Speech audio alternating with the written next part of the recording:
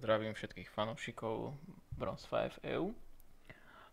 Dnes sme informovali v našom článku, že včerajší patch 4.2 priniesol do hry aj český dubbing.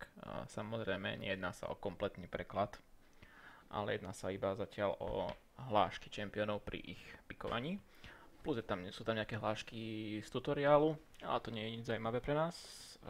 Ukážeme si, ako vlastne tieto české hlášky aktivovať už priamo do hry. Je to veľmi jednoduché. Stačí ísť do zložky, kde máme LOLko nainštalované, presne podľa tohto linku v našom článku. Ja už to tu mám samozrejme prichystané. Máme tu takéto tri krásne kolónky.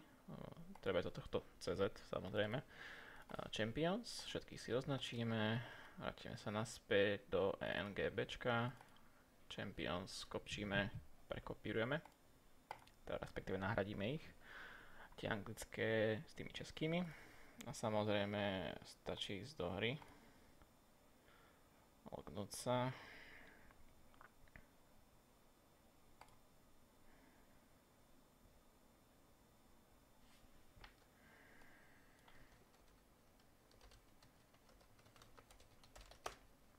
Bank. Môžeme si to vyskúšať na customke, ale neviem teraz, či to bude vôbec počuť, nakoľko som na sluchadlách. Tak. Ale nemalo by to byť nič komplikované, malo by to fungovať bez problémov. Áno, mám ban na chat, perfektné. Som šťastný. OK, poďme na to vyskúšať.